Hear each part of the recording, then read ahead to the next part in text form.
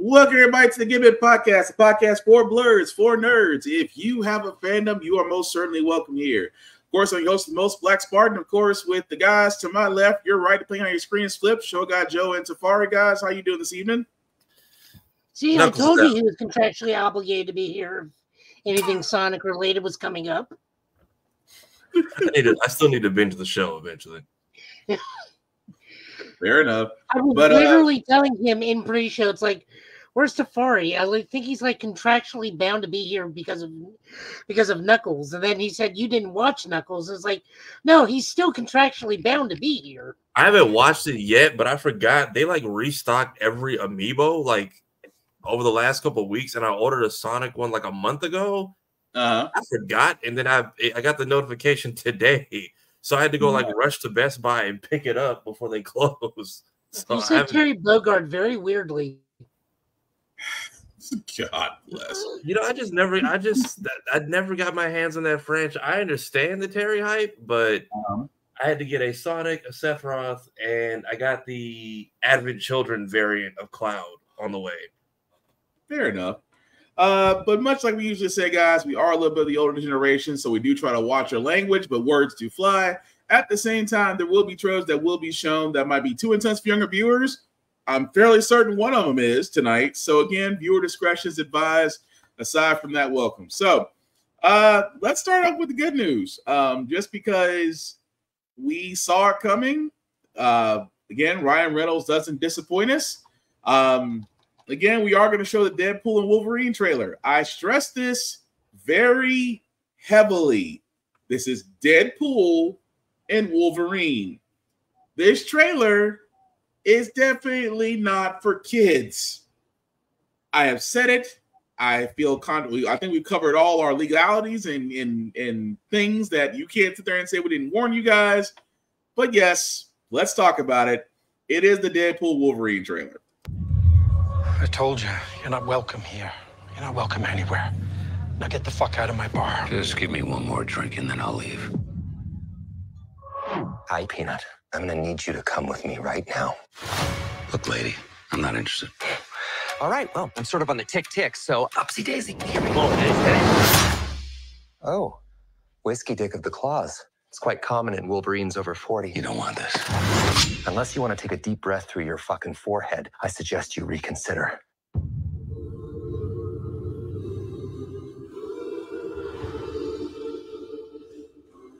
I'm about to lose everything that I've ever cared about.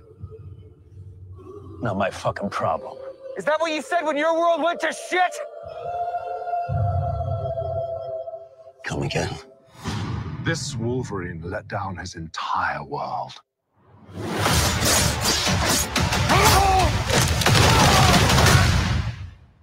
Want to talk about what's haunting you, or should we wait for a third act flashback? Go fuck yourself. Life is a mystery. I don't know anything about saving worlds, but you do. Trust me, kid, I'm no hero. You were an X-Man. You were the X-Man. I am soaking wet right now.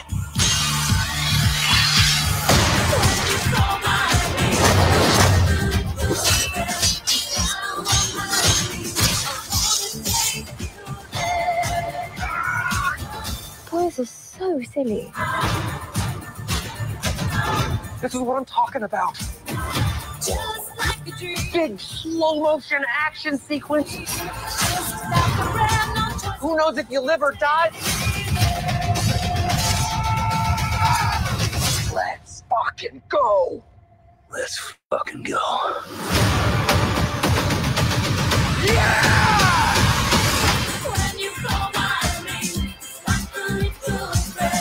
Want to do some cocaine? Hey, cocaine is the one thing that Feige said is off limits. What about Bolivian marching powder? They know all the slang terms. They have a list. Even snowboarding? Even disco dust. White girl interrupter? Even force bump. Do you want to build a snowman? Yes! I can't.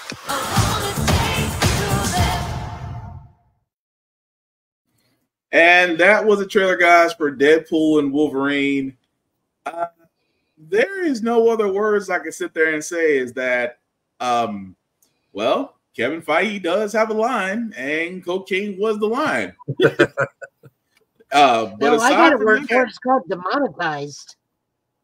Well, I mean that too, but you know, we'll run that risk.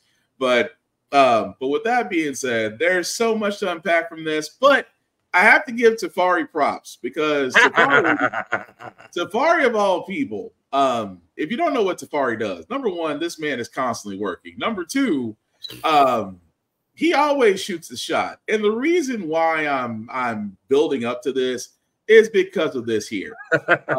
Tafari, you can tell him what you did. You can go. You can take it.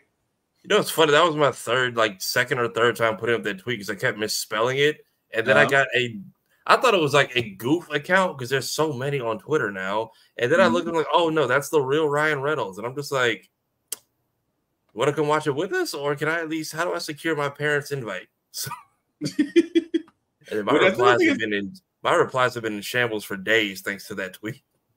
I mean, but still, the fact that he turned around and said, for all those that can't see, Tafari did say, showed my parents the Deadpool Wolverine trailer. My dad's a comic head, so he sold the action. Meanwhile, my mom, great song selection at Vance C. Reynolds, Real Hugh Jackman. They're both officially on board. Again, we don't ever expect this, but Ryan Reynolds did respond directly to Tafari. I'll tell your parents I'll see them July 26th. If they have any questions during the film, I'll be happy to stop the movie and provide thoughtful answers in real time. A win is a win. I'm gonna call it what it is. A win is a win. But no, that is very cool to actually. I mean, we always talk about it would be cool to actually get responses back from the same people that that brought us these amazing things. At the same time, you got Ryan Reynolds to respond to you in the only way and fashion he knows how. Which again, I have to give you props for that one. But taking away from the trailer, fellas, anybody want to start with what they saw and what we probably will expect to see, or just guessing? I mean, right now, I know outside the very few things we've seen, and I'm just going to throw them out there. Of course, Giant Man's Head, which is a direct link to a Hank Pym story. The Red Skull, yes, it is. I had to ask somebody. It's Old Man Logan. I thought it was Old Man Logan. It's Old Man Logan. It's connected to Old Man Logan. They gave a backstory for it. They gave a backstory for Pym Falls. From what I remember, I guess it was more along the lines of what happened during the Old Man Logan. I have to go back and actually reread that exact comic of what exactly happened, but that's where it's being pulled from. So a lot of people are like, "Is Ant-Man dead in the MCU?" No, this is being pulled from Old Man Logan. So it is being pulled from a comic book story. Joe, which I had to give him credit for because he was the first person to call it. The fact that we did see Cassandra Nova, which looks like we will be seeing more of Professor X's family in this movie. And then there was the Doctor Strange portals, if you will. So this, a lot of people are speculating as far as, is this going to be linked to the other MCU movies? Or are we going to see other cameos? Because other actors, we've seen Halle Berry get thrown around. We've seen James Marsden get thrown around. We've seen, I forgot the woman that played Jean Grey in the Bryan Singer series. I forgot her name already. Jensen. Thank you. Their names have been thrown around. So the cameo list is still secretive because nothing is being confirmed. But aside from that, anybody else want to throw out what they seen or what they theorize? They're still theorizing the Swifties come in as Dazzler. You know, they've been in the press box together at a lot of NFL games. I mean, I'm not against it. I'm really not against it. I am not. But again, it's Ryan Reynolds. He trolls this. He does troll, so we really shouldn't be surprised about this. But I'm not against it if it is. I mean, think about it. This is the MCU, which technically anybody, they could say it's a Dazzler from a different MCU, from a different multiverse. So I'm not against it. I could see Ryan Reynolds doing it. I can even see him bringing back Storm just for Halle Berry to sit there and go, "Why am I here?" I thought my contract obligation was done. Why am I here? He can even bring back James Marsden and sit there and say, "Well, of all the ways I've died in the first one, I guess I have to come back and redeem myself somehow."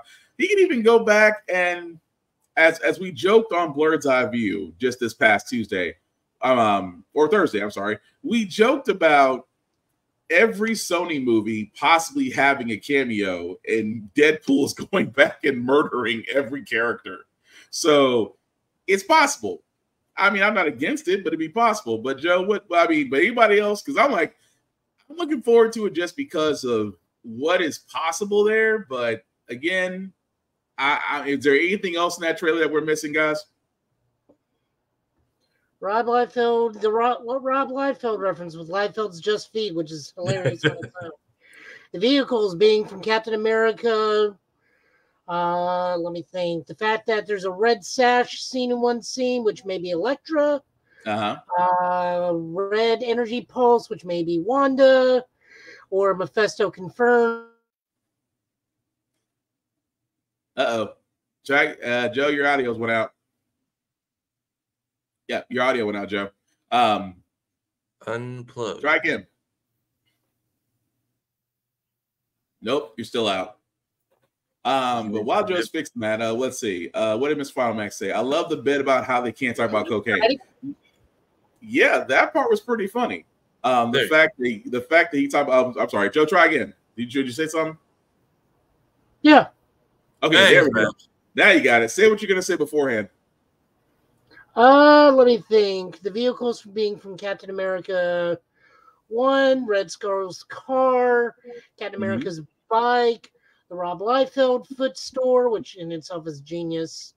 A red sash blowing in the wind at one point during the Fortress scene may either mean Elektra, Jennifer Garner, Elektra specifically.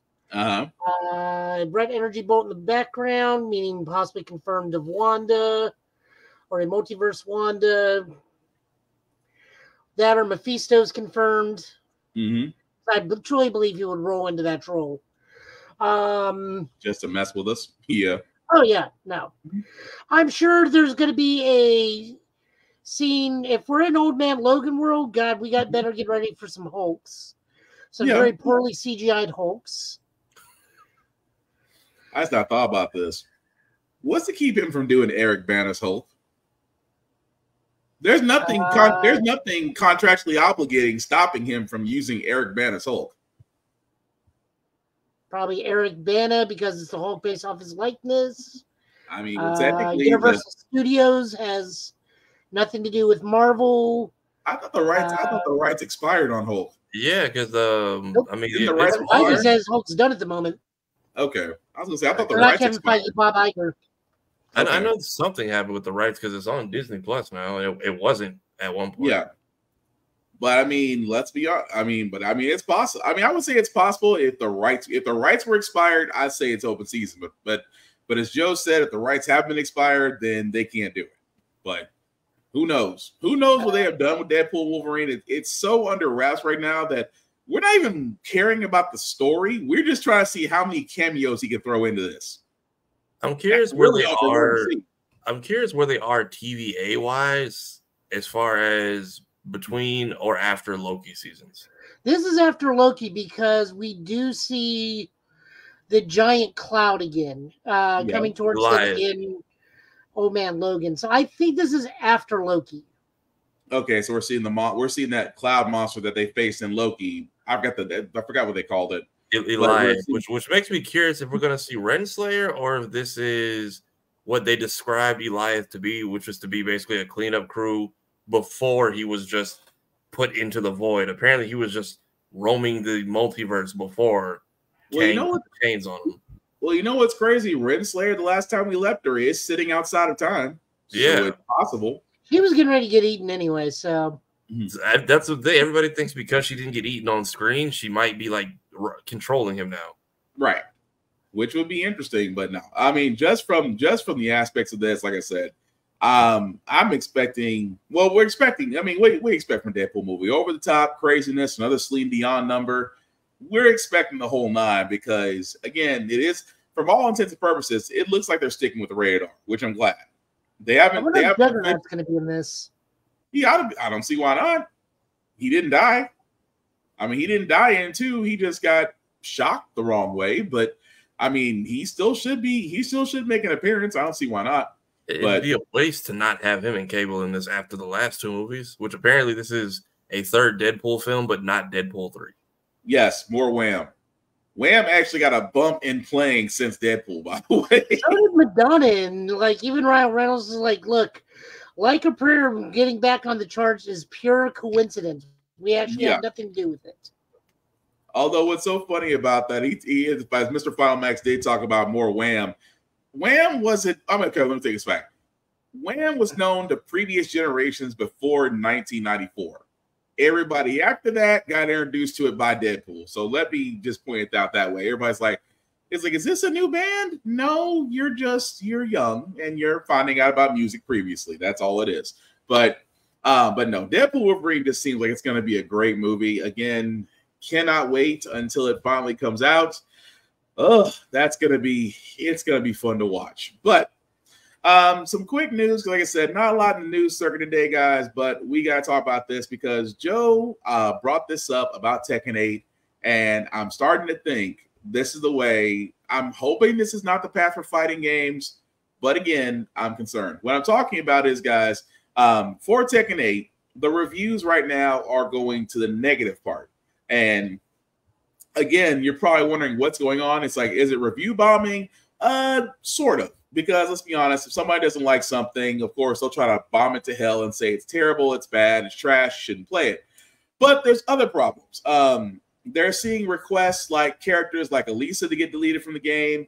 Much of the complaints, as they said in the article, seem to be from the Tekken shop, where they're announcing premium content like costumes, accessories, things that were probably available before, having issues being locked now. The fact that if you want a certain costume or item, that you have to pay for it. And of course, this is the whole thing that we keep on saying about microtransactions. That yes, we get it, how fighting games are in the market fighting games. They're going in seasons now, which means that you are getting DLC, you are going to be getting characters as they're released. You're going to probably be getting annual or holiday themed costumes. You're probably going to be getting additional things as far as character customization. But with all these things that does come with it, unfortunately, transactions come with it as well. So, and Joe had said this way before, and I give Joe credit for this, because microtransactions can kill a game faster than anything about the game itself. Where if you basically nickel and dime your customers into buying things just to customize or to get characters or to get stages or to get access to things, which makes no sense after paying the initial $70 for it, people are going to stop playing it. So this is what's happening with Tekken 8 happening right now. I'd say yes, but Tafari, Joe, what do you guys think? That's not what is happening at all. So the biggest issue with this pass is that we are only getting cosmetics for avatars for the arcade scene, where it's our little me figures, okay, and not the actual fighter figures itself. To access that, you have to do the premium pass, which gives you both character customization for characters and avatar thing. But that's not the biggest issue. That's still microtransaction, but go ahead. No, not the way you think. They have what's called the Street Fighter issue, where they cost, like, say you want the Tekken 3 Jin costume, that costs $4. Okay. You have to spend $10 because there is no $4 increment. It's $10, $20, $30, $40. So what they're doing is, you pay the $10, you get the premium pass for $6. That gives you that extra $4 in order to buy the thing. So it's not even that it's microtransaction, is that there is no flat out way to buy the exact item you want. Now, the opposite side of this is something that Harada has gone on Twitter numerous times saying, hey, figured out this microtransaction thing. I mean, if you can buy something for the exact amount of money it says for without having to buy a bulk price, then yes, Smash Brothers did figure it out. But Harada has gone on record numerous times saying, like, if we don't do this, you don't get characters. You don't get stages. You But don't here's the get thing. this.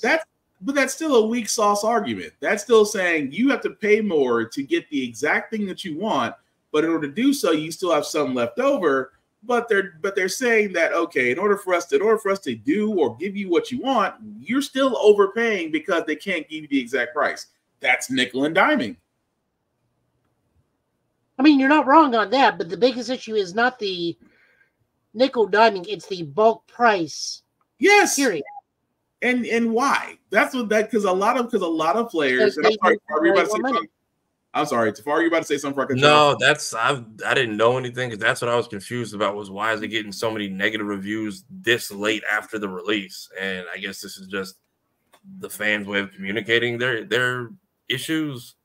Well, it's the thing that I've always sat there and said that with the future of how they do games and the fact that they've introduced fighting seasons into the fighting games and some games beyond that, especially like games like Apex Legends, Call of Duty, they introduce seasons. I get that to a certain extent, but it's almost like the Battle Pass system. I hate the Battle Pass system because you're telling me, because again, I always stress this very heavily, whenever it comes to Battle Passes, you are paying for releases to digital content that you yourself do not own. You're basically paying for the right to use it. And if said developers decide at any time they want to pull it, you've lost your money because you don't get that access anymore. So again, that's what I've always hated about microtransactions. And it's the same thing here in fighting games. That's why for me, it's like, I'd rather just, don't get me wrong, I love fighting games, but I'd rather wait until the entire season's completed and then just get all the fires I want then. That way I know I have access to everything versus nickel and diming me to death. But that's just me. Like I said, that's just me on that. The other issue. Go ahead, Jim. The other issue we've had is that several prominent Tekken 7 people have come out to say the game is too aggressive, the game is not fun. To which a lot of us said, that sounds like skill issue. You can't adapt, shut up and move on. Because I understand these are highly prominent people. I give nothing but love and respect to Nee and Arslan. But your time is probably over if you have failed to adapt within the first 3 months of this game from your previous play experience. I'm sorry, your frame data, the frame data you analyzed for years, because Tekken 7 was out for literally years, does not match up with Tekken 8 anymore. Learn, adapt, or get out of the way for the new crew. Well, this is why I say there needs to be, for me, and I will say this because there is some hopefully adaptation to it, that you do have your casuals and then you have your ranked. Now, if you're playing in ranked, you got no excuse because ranked is only going to put you whatever your current rank is. So if you were doing okay, let's just use Street Fighter. If you were doing okay in bronze, worked your way up to silver, then gold, and then you're having difficulty in gold, hey, that's the nature of the beast. It's where you're at. But if you don't have like a casual area where folks that just want to come on and play and, not be subjugated to somebody who's just trying to beef up their stats or things of that nature, I can understand that argument there. But if you have an area for casuals and you have an area for rank, then just stay in casual. That's the easiest solution, personally. But I also agree with you, Joe. It's just that you are going to get those folks that, let's be honest, if you can't adapt to a fighting system that's been put out there, you cannot ask the same people who develop that fighting system for a handful of others who may not be able to master it. You can't sit there and say, well, we need you to water it down because we can't adjust to what the current system is. You can't ask folks to do that. No, I mean, these are Evo level players saying the game's too aggressive, systems are broken. Now, Tekken actually did just go through a big patch where they had some issues that they had to fix and are still fixing some other problems. Some characters still an issue. Eddie Gordo plays so weirdly, and the Eddie Gordo thing on its own is its own issue, because if you don't buy Eddie Gordo, you can't actually download anybody using Eddie Gordo Ghost to practice against. You have to physically buy. You have to buy the character. So that goes back to your nickel and diming thing. Like that's a whole. That's a huge issue. To where even if I don't own him, I can fight against him, but I can't get your ghost to practice against him. That's a problem. Right. But like for people of that high caliber,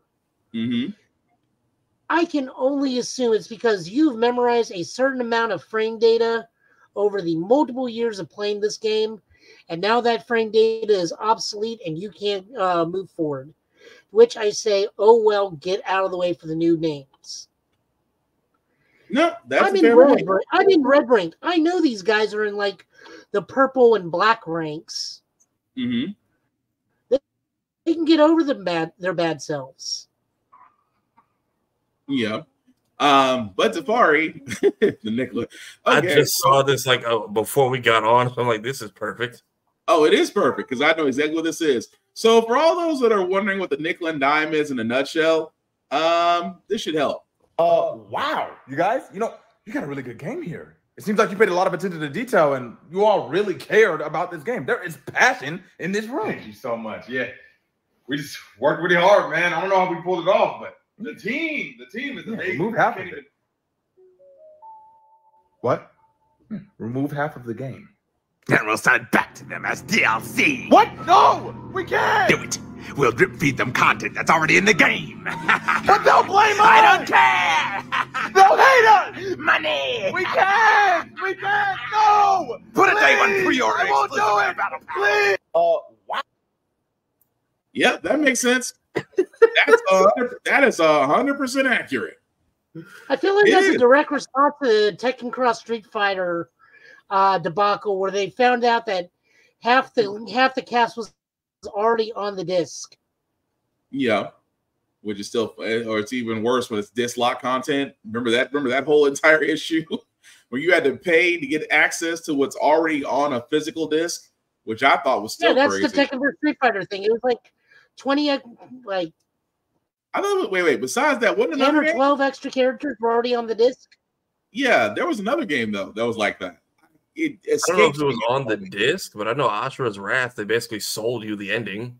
Yeah, that was that too. But it's gonna bug me to death now. There was another game that had disc lock content that you had to pay to get it out, and it escapes me right now. I was making such a big qualm about it when it first came out, but I'll have to go back and look. But yeah, it's crazy that we talk about this at the same time Evo Japan 2024 is going on, which I have to find footage of that to see exactly what's going on. For all those who don't know, the Evo tournament, as Joe said, one of the bigger Evo tournaments that used to be here in Las Vegas. I think did Capcom buy Evo? If my memory serves me right.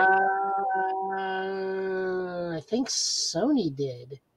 Sony or Capcom, because of issues with a certain individual, that Evo kind of got shut down for a while, but then it got purchased. But anyway, I think it's Sony.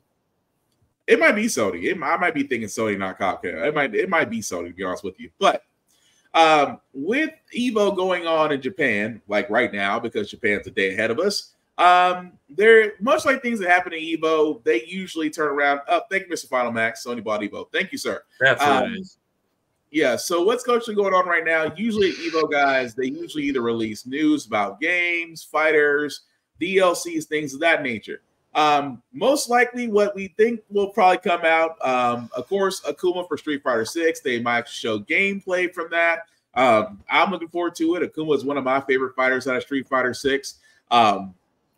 They also may show more of Tekken 8, which means that usually around this time, we already know that Eddie Gordo is already a known character. They may actually show who's being released in summer, possibly autumn. Again, that's a toss-up. We don't know as of yet. But because it is Evo, they do have a tendency of actually showing who it actually is. Guilty Gear Strive, which again, we're going to be seeing the last DLC character for that possibly. And also Fatal Fury, City of the Wolves, they'll probably be showing their first demo, which means that those at Evo Japan will get to play it, you lucky SOBs. I think that got confirmed recently. Say that one more time. I think that got confirmed recently that City of the Wolves is going to have a demo. Okay. Because lucky them, they get to play it. And also, Grand Blue Fantasy versus Rising will also have their next DLC character showing there as well. And then the Hunter x Hunter Nin Impact, which again, for all those that don't know, is going to be another fighting game. I did not know Hunter x Hunter had a fighting game. This was news to me. So if this, oh no, go ahead, Joe. So Tafari probably knows what I'm going to say. Go ahead. This thing looks like hot dog shit. Like this thing looks don't do that like hot shit. So it's a 3-on-3 CVS style fighter where your max roster is 16 characters. You gotta hurt. Why do you go? Oh, well, they're going. And then they've already shown the dude with the glasses has a corner infinite already in the demo. Well, there goes my anticipation. Damn. And you know that bizarre flung state from CVS, that zombie state looking like this? Yeah, that's what everybody looks like when they fall. They all have that bizarre zombie state. I saw clips of it floating around Twitter, and I was like, okay, this is like an early alpha build, or somebody got their hands on like maybe an early trailer from Evo or like some test stuff, and then they dropped the official trailer with that same footage. And all my friends who are big fighters are just like, it looks like you guys tried to make another Storm clone and backed out last second, and then made it like a 2D fighter and didn't fix the frame rates at all. So that's not even alpha footage. That's what they're going with. That's what I thought it was until the trailer dropped with that same footage. And I'm like, y'all need to put this back in the oven. Yeah, yes, Lizzie. It is Hunter x Hunter news. I'm just excited about it. But you might want to listen to Joe and Tafari because apparently they got to see some clips of it, and it ain't good. It's not good. So before I saw the footage, I saw Justin Wong say, I just played Nin Impact for 2 hours and it felt like 10 hours. And I was like, oh, that must be really good. Then I looked at the trailer, like, oh, he meant it this way. See, that's what's going to be terrible. But also, I closed that a little bit too soon. That footage? Say what? Will, can you find any of that footage? Let me see. I think they dropped the official trailer because all the footage kept getting leaked. Let me see if it's actually out. Yeah, see, you can find that part while I explain. Because I did forget two other parts of that. Outside of the Hunter x Hunter, which again has already just took the winds out of my sails, we might actually be seeing news of a brand new Virtua Fighter game that's currently in development. They may or may not show it at Evo Japan 2024. Also, the game 2KO, formerly Project L. They're saying that it's possible they may show a demo of it. As of right now, it's not confirmed for that. But no, those are the only two things I forgot to mention off the Evo Japan 2024 board. But dang, that hurts my heart that Hunter x Hunter, you would think for a beloved anime that you're looking forward to the game and y'all have seen footage of it and it's trash already. The other issue, I think, here's the other problem I think we have with the Hunter x Hunter fighting game is that if we are using the most prominent characters in that show, there's actually not that many.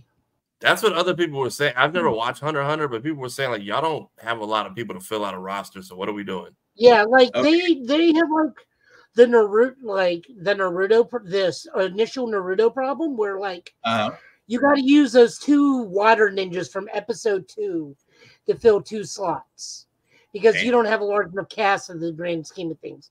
Now, okay, there we go. Please, by all means, if a streamer or a gaming channel has to put out your trailer first, it's usually 50-50 if the game is good or not. Anime fighters, yeah, that's true.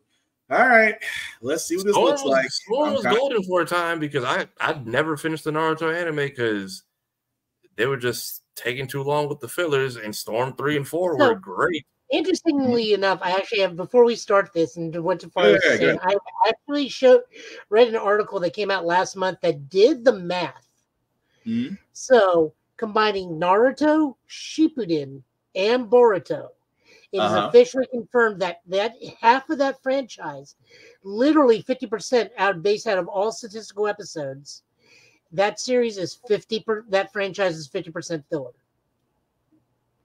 Huh. Because Naruto, original Naruto is 40%.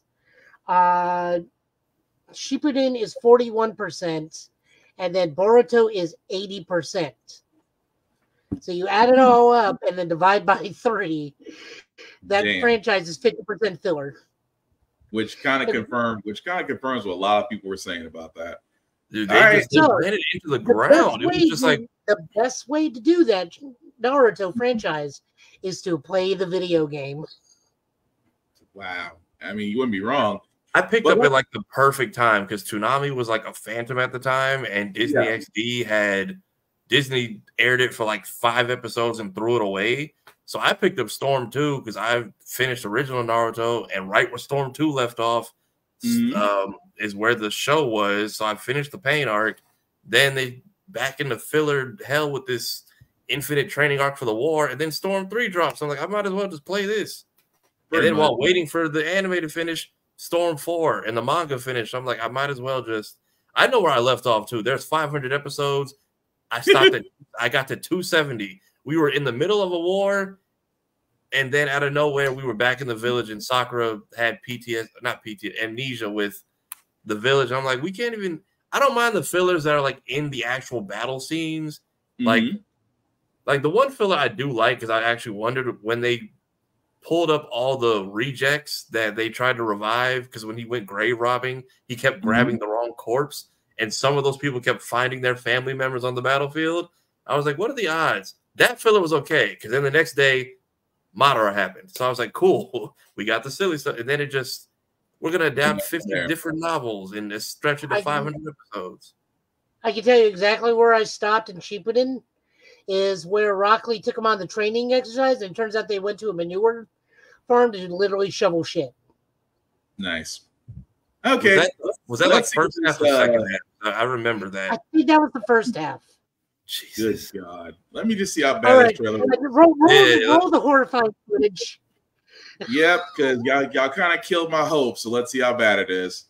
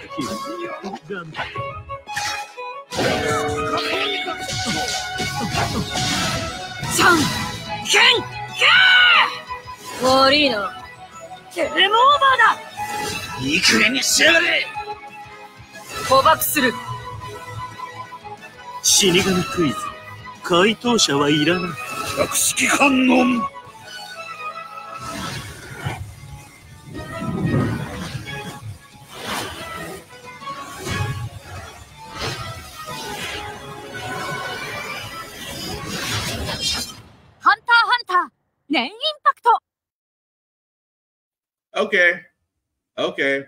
I agree. Who uploaded this? This was from DBZ Zanto. Yeah, be happy it wasn't PS360 HD too, because that dude will get your game nuked if it's not nice. I'm just gonna be honest. I see why y'all said what y'all said now. I thought it was early test footage because I'm like, the most polished thing is the intro animations, and you didn't even make their mouths move. Like, what in the world? What engine? Yes, no, Kingdom Hearts. I saw this on Maximilian Dude. Yeah, I saw this on Maximilian Dude where he was showing the dudes the dude with the glasses. I don't know anybody in Hunter x Hunter, guys. I will tell you exactly where I jumped off that series. Was where they were trying to cook the giant boars. I'm like, I'm done. So, like, if the dude with glasses corner infinite combos where Max was showing this stuff, and he's just like, there are problems. I just outside of the fact of what they were looking, it looks like the engine they were using from Street Fighter Alpha. That's what I'm like.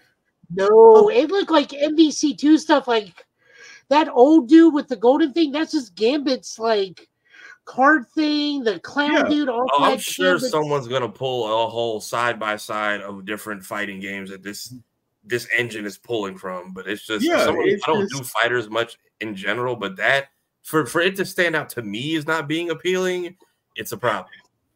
Kingdom Hearts, at least in the PS2, gave them lip flaps. They cut so many corners in anime games or add in so much weird, unnecessary censorship. And then some.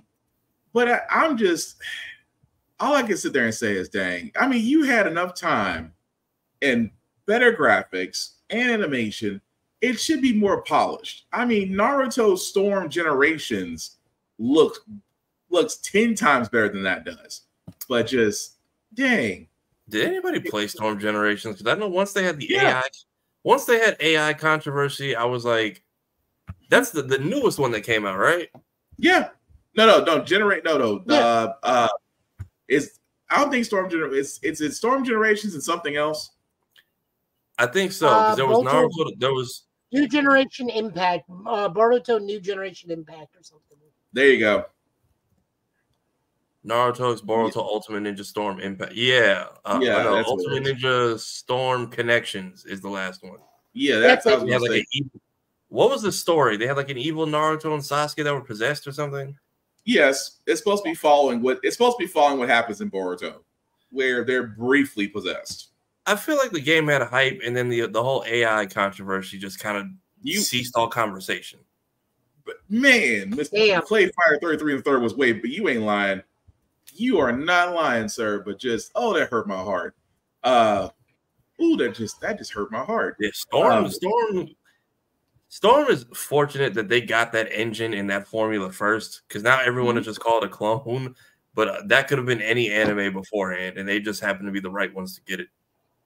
That is true, but we gotta figure out how to recover from that one, because my God, that was good and terrible. But anyway, show the Ninja Turtles. Yes, Ninja Turtles. Thank you. So, of course, with Teenage Mutant Ninja Turtles: Mutant Mayhem being successful, they are coming out with a series called Tales of the Teenage Mutant Ninja Turtles. And really quickly, guys, let me get the trailer pulled up so you guys can see it. Let's go! I love the movie. Say what? Said I love the movie. Okay, so here's a teaser trailer for it. Let's go! Paramount Plus has all things turtles. You ratted us out. Hey, don't use that word that way. Cowabunga! And this summer, stream the new series Tales of the Teenage Mutant Ninja Turtles. I got this. Never mind, I don't got this. Guys! Catch Tales of the Teenage Mutant Ninja Turtles with your family. I need new butts to kick. Dude, you shouldn't be so aggro. Streaming this summer only on Paramount Plus. And I'm not against that, just because Teenage Mutant Turtles Mutant Mayhem was really good. I have to ask my New Yorker friends, like Room Full of Blurs. I have to ask her, because there were certain parts in the movie where it's like, of course, they're New Yorkers, they're teenagers. They were saying some things that I felt like that's a little much. So I had to ask the people. I had to ask the natives. Is this did they get this right, or did they tick y'all off? But again, I have to ask that question because with Teenage Mutant Ninja Turtles coming out, it looks like they're coming out with a series. I'm all for it, just because I'm actually waiting for the next movie. But I wouldn't mind the series on Nickelodeon. But what do you guys think? I love how Paramount is just getting these franchises that do so well. Meanwhile, they're like burying their own content in the ground. Because what is it? I think they completely just deleted the Rugrats reboot. That's nowhere to be found now. iCarly's gone. Which was highly requested. I don't know why that died. I think Quiet on the Set 86 those things. Well, this was before that even came out. Like before the first trip. A lot of people just woke up one day and Rugrats was nowhere to be found. Huh. Wow. Then Carly got killed. I don't think anybody watched the Zoe 101 follow-up. Meanwhile, TMNT and Sonic are just thriving. Yeah, I mean, well, that's what I was gonna say. I was gonna say due to that series, but since it was beforehand, I mean, Sonic, as far as his 3 movies, have done fine, and it kind of leads into what I was about to go into next. But Joe, any thoughts on the Tales of Teenage Mutant Ninja Turtles before we move on to Knuckles? I mean, we had a very brief snippet of it. I very much enjoyed the movie. It was one of those. I wasn't quite on board with the way some of them sounded, but the more I watched it, the better it got. So, I mean, I'm all down for it. I mean, Rise was one of those ones we also dismissed, and then we started everybody watches like, oh no, this is like watching a Studio Mappa show. We need to keep, or a Studio Trigger anime. We need to keep watching this. And animation is so good. Yeah. Which I agree to as well. I think some of the movie casts are not coming back for this. I think they have like people like I know Io Ataberry, I think, is playing April for this. And I think people are keeping their roles in the movies. They just couldn't come back for the show. But I'm curious to see, because we haven't really done a young series where they're just out in the open. Like the 03 series did it, but they had to go like 100 years into the future or something crazy like that. So, I mean, it makes sense. But no, I'm all for it. Like I said, I can't really see any downside with this. Seth Rogen and company have really figured out a nice little formula. So I'm looking forward to seeing what they do with the television series and the next movie. But like Tafari said, Paramount seems to be sticking with a few things. This is going to be brief because, again, for all those we've been saying, the series Knuckles on Paramount Plus did come out today. All 6 episodes are out there for your viewing pleasure. I watched a few episodes. I can tell you this, guys, it is a nice in-between. It is a nice in-between between Sonic 3 and then, between Sonic 2 and Sonic 3, which, if you haven't known by now, Sonic 3 will include Shadow the Hedgehog, so we'll see how that goes. But this series that they have, the short series with Knuckles and with Wade, it is fun. It's entertaining. I'm not going to say anything past that because, yes, it does tie into Sonic 3. So I'm just leaving it at that. I'm leaving it at that just because it is now out on Paramount Plus. Definitely watch all 6 episodes. You'll understand why I'm stopping short of what I really want to say about this, just because it does lead into 3. But guys, I know Tafari, you haven't had a chance to watch Knuckles. Joe, did you? Yeah, I watched all of it this morning. Okay. Just what are your impressions of it? A lot of fun with it. There's a small Easter egg that definitely connects us to Sonic 3. Great time with it. I still can't tell if one character is Christopher Lloyd or not. There's a musical episode, which is like really, the best Kira? Thing ever. Rage Daddy Forever. Really, Kira? Oh, she's talking about Shadow. I'm hoping we actually see how Shadow gets put on ice or whatever that process was. Because that... Well, without going too much into detail, it may involve bowling. Don't worry about it. Oh, yeah, I was gonna say, Tafari, your question kind of gets answered in the series. Okay, because when we go into the whole, so many things that like Sonic Adventure 2 was so great, but there's certain things you're just like, how did this work? Like I didn't realize till I was older, like, oh, that final message from Ivo Robotnik is before the firing squad. Also, why did we film this? And he was able to program. He was able to program an ultimate weapon from like a jail cell under like 50,000 feet in the ocean. Why did y'all give him a computer at all? That is a fair point. But yeah, your question. I really loved it. It was a lot of fun. Like I said, I still got to figure out if Christopher Lloyd is in this or not. Just because it was like the way someone sounded, it's like I can't tell if that's Christopher Lloyd. It was throwing you off. It threw me off for a little while too. I still haven't got to answer that question. But for all those that are wondering, it is definitely Knuckles on Paramount Plus. Definitely worth watching. Again, it's 6 episodes. Each episode is 30 minutes. Trust me, I wanted an hour. Yeah, you'll knock it out. You'll knock it Okay, out. okay, yeah, I can get through this tonight. Then I was hoping for 6 hours, but I'll take it. You'll take knock this it in a out. physical release because Paramount, y'all can't be trusted. I'm sorry. Oh, and also Joe, because Joe's the only person that got to see Netflix City Hunter. Really quickly, your impressions of that, because that's on my watch list tonight as well. As with the two Very thumbs up. good, very entertaining. Everybody was casted perfectly. Everybody was casted perfectly. It's very briefly, somewhat of season one, kind of condensed. They do have some mild liberties taken, but they actually went to the creator and asked, "Hey, can we do this?" And he was like, "Fine." The main actor is a huge City Hunter fan. If you look him up, he shows his like room of City Hunter merch. It's like I'm going to do everything in my power to do this correctly, and it shows.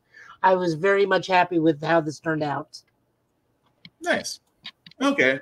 Well, I know I usually say this on Blurred's Eye View, but I also say it here because there's no other way I could sit there and say this. But whenever you see this picture pop up, you immediately think grief counseling session needs to happen. Again, we are going to talk about X-Men Episode 7, Bright Eyes, that did release. I'm going to stress this very heavily. If you have not seen X-Men 97 Episode 7, we are going to go into detail about it. If you do not want to know, we're not asking you to change the channel, but you might want to mute us until Safari gives you the okay sign that you can unmute it and get back to your Nestling program. So 3, 2, 1. That being said, Bright Eyes. Again, I feel like we got to. Should we show the Maximilian reaction first, Joe, before we go into it? So the reason we're looking at this is because the FGC community celebrated this episode because there are two. Dude, they sent me down a rabbit yet, hole today. They sent me down a rabbit hole I didn't know I needed till today, and I ended up in like a Thundercat subreddit this morning. But go ahead, Joe. My bad. Yeah, ahead, so Joe. there are two nods to the fighting game community in this. We do get Rogue's dive kick from X-Men vs. Street Fighter, and even though he was introduced previously in old school X-Men, they made Gambit's brother Bobby look very familiar to a very famous streamer. Yep, they did. Although I guess the best reaction I can give to episode 7 is basically this. That right there, Maximilian Dodd, for all those that don't know, but this particular shot explains episode 7 in such a way that without words, you can tell it is going to be a grief counseling session. Needless to say, Rogue decided to take matters in their own hands, and not one mutant stopped her. At the same time, we find out who is really behind the strings on all this, which did lead to a lot of people typing in their Google searches on who bested who Basket was.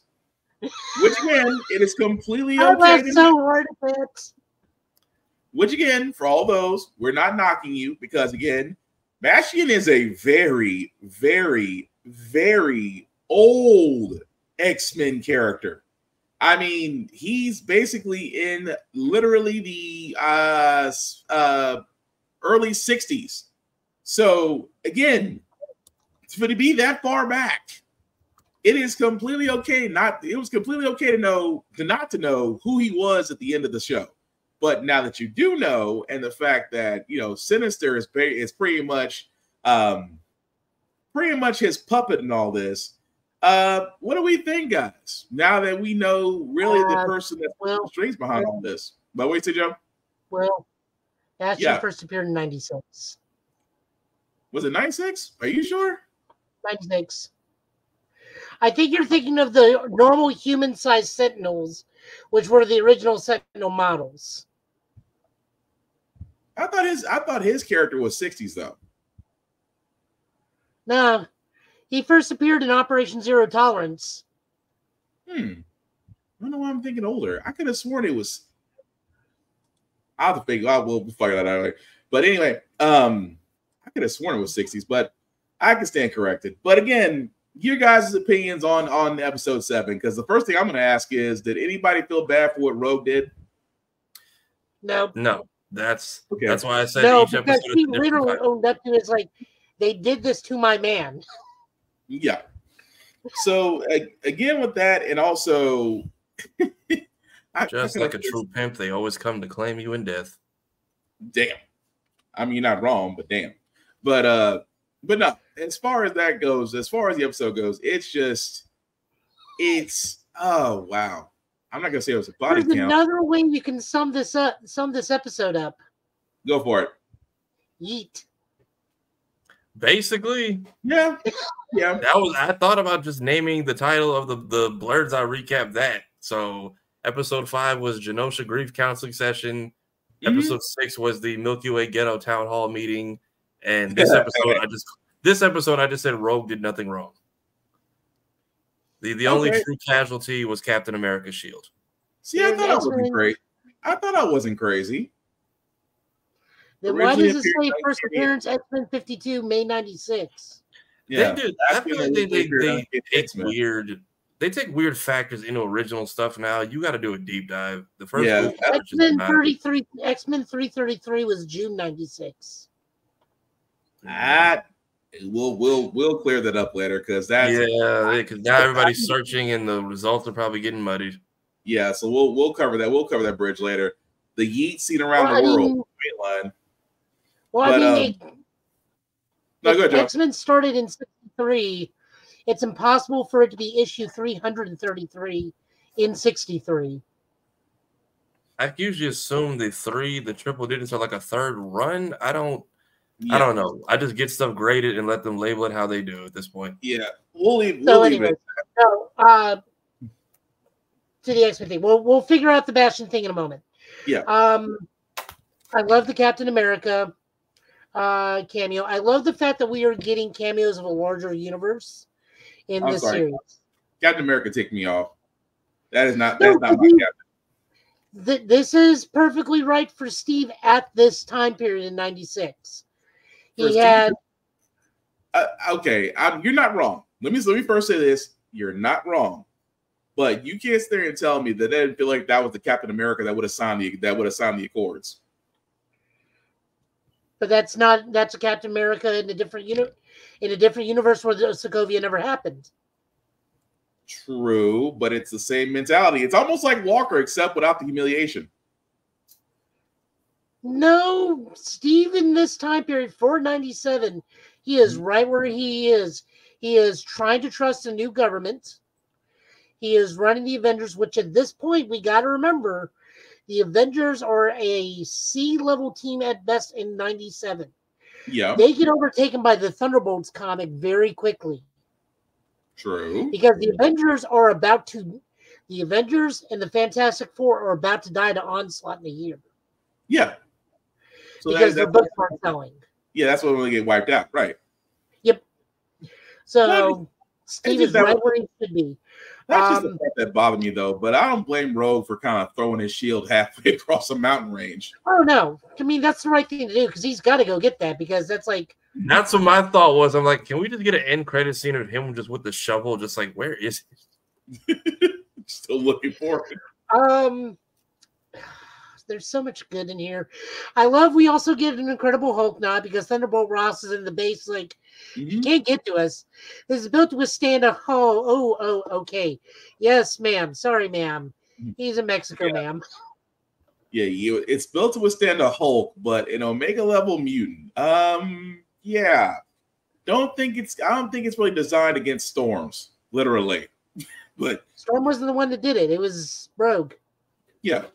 I'm sorry. I'm getting my mutants mixed up. But hey, look, man, hell hath no fury. So that is true. The other thing that we got told by the ousted showrunner is that we need to go back and watch everything because Bastion is in every episode except for episode 3. Yeah, there's Waldo. Somewhere. And hence we also said to prepare for what's coming in the future, we need to go watch Measure of a Man Part 1 and 2 from the old school Season 4 X-Men, which is where future Wolverine, Rogue, or future Wolverine, Storm, and Bishop go try and track down Charles Xavier Young. Yeah. We have to go watch those episodes to prepare for what's coming. Well, he already told us that Leech and Callisto are dead, so which is interesting that, and we talked about this on Blurred's IV too. For the guy who has written this entire first season of X-Men 97 to be very candid about talking about it, that alone makes me wonder. It's like, because we talked about this, like he didn't do anything outside of, we don't know. Let me take it back. We don't know exactly what got him canned from 97, but I think it is fairly obvious at this point that he's going to definitely need to be back for the rest of the second season at this rate. Because if this was his direction in writing, it is going to show once episode 3 of season 2 passes. But I mean, don't get me wrong, I'm digging it. It's interesting. At the same time, I can't wait to see what happens when Xavier and Storm both show up. That's going to be an interesting ass conversation. But for those that did watch episode 7, guys, let us know in the comments what you think, what's probably going to be expected, because like I said, we don't got too many episodes left in the 97 run. I think they only gave us 8. I want to say it's 8 episodes that we only get, so it's like one more. So it's going to be interesting to see exactly what happens. But Joe, anything else you want to add to that before we move on? Yep, my girl Emma got her secondary mutation in a very close way to the comics, and she still was trauma based. And she still came with the lipstick. I mean, it is what it is. 10 episode first season. Mm-hmm. So we're on episode 6. We got 4 more episodes. Yep. So I thought they only gave it 8. So we got 10. We got 10. Oh, because Zero Tolerance is a 3-parter. Oh, I thought we had 8 of it. Okay, I stand corrected. We actually have 10. All right, well, cool. But before we move on, No, you're good. I was going to ask you for your final thoughts on episode 7 before I talk about this Xbox series contest that they all can enter in. Oh, same thing I said when we watched the show. When Morph asked, "Oh, is this who we are now?" I was like, "Well, between the teleporter, the telepath, and the Morph that didn't try to catch this man, yes." Yeah. And then I didn't realize that was a Marvel versus Capcom thing that Rogue did, because then you had people trying to say it was like originally like a Gundam or a Gurren Lagann thing, and then apparently I didn't know like the intro sword slide from Thundercats was like an anime reference too, and I ended up going down this old 80s and 90s rabbit hole of who did it first. I mean, it's like the Akira motorcycle slide. You can name about 5 different things. It's been 5 different things, and 5 different people have done it. I thought it was just the slide. I didn't know there was so many others. Yeah. All that. Do you know who originated the Akira slide? Wasn't it Kamen Rider? Nope. Officer T.J. Hooker. Really? Captain Kirk does the power slide stop. So, I thought you were talking about he's not only known for the power slide stop, he's also known about the slide across the hood. I guess I've only seen him do, because he loves talking about it. It's like the power slide came from me. I did that all the time in the show. Oh, but yeah, this is I think this is doing a good job of blending, like, for the casuals and the hardcore fans, because I know nothing about That's when Bastion showed up. That's officially where my head was just like, okay. And then Bo confirming, like, hey, y'all were supposed to. He's been in every episode except 1. So if you know, you don't. If you do, or if you don't know, you don't know. If you do, congrats. And now we need to basically go back and play Where's Waldo. And on top of that, we have. So much happened at the end. Bastion's been here apparently the entire time. You're just gonna get suffocated and not fight back. Apparently, I get that Rogue like drained your energy, but still, Captain Shield is probably never getting found. Then there's the fact that Magneto's hostage in this old like Scooby-Doo barbershop with Shi'ar Tubi on the TV. Like, how do you even have this frequency? It was kind of creepy at the end, but what you say, Joe? He's Bastion's a miniaturized master mold. I mean, he basically is like this weird combination of Nimrod technology with the Master Mold technology condensed to a human form. He is that advanced. I did catch the Nimrod like quick flash when Rogue took his memory. I was like, okay, I remember He's this like character. a precursor to Nimrod. Yeah. Which is kind of funny because you see Nimrod in the intro from the first episode. You literally see him. I was like, I sit there and saw him like, oh, so Nimrod or Nimrod or pre-Nimrod is going to wind up showing. But and then apparently we need to watch, I forget which episode he said, the one where Wolverine and Rogue are like married in the distant future. Apparently we need to Measure of a Man, I think is what it's called. Yes, we need to rewatch Measure of a Man before next week, according to Bo. Yeah. Part 1 and Part 2. But while we're on the subject of X-Men, guys, I did want to point this out because this has been making the rounds. This right here, an Xbox Series X that is wrapped in an X-Men comic, along with Xbox custom controllers. Now, again, good news, you can win this. Bad news, it's not for sale. Sorry, bots. So the only way that, guys, you can actually win this Xbox Series X for Xbox, you have to go onto Xbox on X, formerly known as Twitter. And from there, you can either, of course, follow it, retweet it, things of that nature. They pretty much said that this is going to be a one and only. So if you are interested in trying to win said Xbox Series X, or if you're like Cleo Thomas, you're going to try to figure out how you're going to buy it. Shout out to Cleo Thomas. That man is on a mission to try to see if he can find this. But definitely go to Xbox on X, follow the rules there, and pretty much good luck. Because, again, it's a one-off. So I'm going to be honest with you guys. If you win it, please don't go on eBay and resell it. That's what bots do. I've won a couple one-offs already. So if my history serves me minor correct, correction, we need to watch One Man's Worth. Oh, okay. One Man's Worth. Got it. I just remember. I remember the screenshot he posted. I'm like, I do remember that because it caught my attention, and we just kind of threw it away. Where they basically just go in loop trying to stop Charles from getting killed and fail like over and over. Okay. Well, the last bit of news we got, guys, because again, like we said, slow news week. It happens. Before we get to our comic pulls, is this one is, I feel sorry because this is going to hit one of our friends, Shadow, pretty hard. But yeah, Boom Studios will end their 8-year Mighty Morphin Power Rangers comics run. They did announce the end is near for the Power Rangers with the final issue, Mighty Morphin Power Rangers Darkest Hour #1. Coming July 23rd, 2024. Writer Melissa Flores will pen the story with art by Simona Di Gil. Forgive me if I mispronounced this. Guy Giafensi and colors by Raw and Yugilo. Again, this says a lot because I know a lot of people did enjoy the Power Rangers run. I know me, Joe, and Shadow here have covered a few issues that we've done here on Get Bit for Power Rangers. So it looks like this is kind of being the wrap up for this. I was trying to see if there was a reason because I was kind of trying to speed read through the article. But this is actually their, I guess, the last story they're going to be telling, Darkest Hour, as you can see the cover there. But yeah, and it's variant cover as well. So, Joe, do you know by any chance?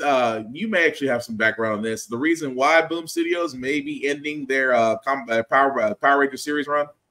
I think they're probably getting ready to reboot the line because we're moving in towards that time frame where the Power Rangers reboot may be happening soon, and they may need the comic to be support material for whatever the new franchise is going to be. Okay. That's my only logical thing because, like, we have gone so far on the alternate reality path from original Mighty Morphin Power Rangers where it can feasibly no longer become Power Rangers Zeo or Turbo or anything else. So they've gone as far as they can. So I think the only choice is to do like a little hard reboot now.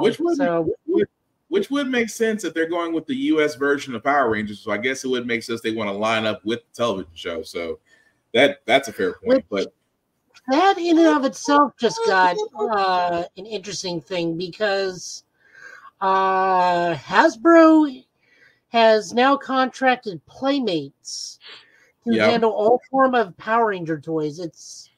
really interesting because they're like adding in certain things that we're not used to. They even mention blasters in this thing for change. Power Ranger weaponry is very rarely made these days. Although you think from a toy standpoint, because let's be honest, toys are what sells. So it's going to be, and like I said, the fact that they're ending it makes me think, like you said, they just could just be go ahead and ending it now and then just coming out with the show. Because let's be honest, merchandise and toys always sell television shows. Don't believe me? Transformers right now is taken by storm with the Megatron and the Optimus Prime and the Dinobot, which again, I'm not gonna lie. There's also a Bumblebee. They just haven't advertised it. And there's a oh, good lord! So that tells you off the bat that I don't know what's the cost of those toys, because I'm pretty sure it's somewhere between $4 and $5. The Megatron is $800. My birthday is coming up June 7th. I'm gonna just send you a birthday cake at that point. I don't know if I can do 800 for the 800 for the gift card. Right, that's an L5. That's a lot of gift cards. But no. Here, let me see if I can pull it up. This Megatron is something to see. Because I'm just saying, don't get me wrong. As much as I love those toys, my God. And even IHOP is doing a toy giveaway with Sonic now, which I don't get how we have 3 movies and the one franchise named after the one franchise with the same name and the favorite food of the character hasn't tried once. That is kind of saying a lot, though, ain't it? Like it's just a missed marketing opportunity. Like we've been talking about chili dogs since '91. Instead, the pancake place when it got it.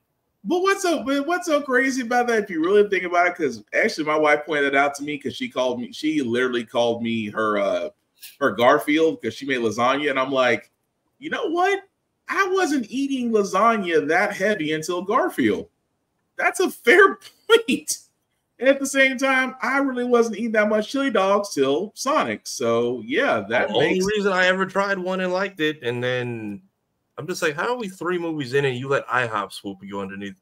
But yeah, they have like a contest right now on Instagram. If you like, just comment, they're giving out gift cards and Jack specific toys. But you would think for chili dogs, you think somebody would have compromised on that. Yeah, it does bring it down. You're exactly right. But yeah, before we get to the comics, yeah, for all those that don't know the Megatron toy that we're talking about, this is what it is right here, guys. I'm just gonna mute it. The toy has a commercial? Don't mute it. Don't mute it. There's reasons. Megatron, leader of the Decepticons. The archenemy is here. Introducing the world's first auto-converting Decepticon robot, Megatron by Roboced. Designed with a modern aesthetic and supervised by Takara Tomy Japan. Yeah, that name sounds Megatron expensive. stands at 21 inches tall, featuring more than 4,500 premium materials and powered by 118 chips, controlling 36 high-precision servo motors, enabling fluid transformation and actions. Decepticons, attack! Crush them! Crush them all! Interact with your Megatron through an extensive library of voice commands. Voiced by Frank Welker, the Megatron himself from the G1 series. Or command him by remote control using your mobile device. Beyond the built-in actions, customize your Megatron by programming unique actions and sequences through the app. Or use easy programming mode. Now you can make him move without your phone. Fierce and formidable, Megatron will win any fight for Cybertron when equipped with the light-up Energon Sword and Energon Mace.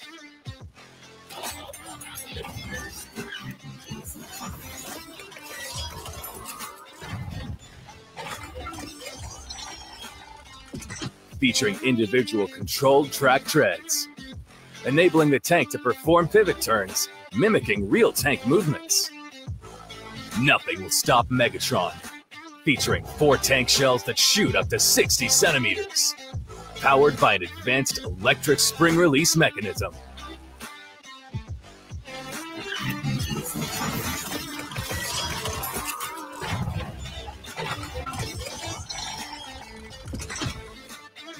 Featuring 2 touch sense zones, providing emotional action feedback when interacted with. Now you can get a more accurate battery reading in the battery indicator. Megatron will never run out of Energon ever again. Try and stop me, Prime. Nothing can stop me now. Not even you. It's time to finish this. A pleasure to see you, good Prime.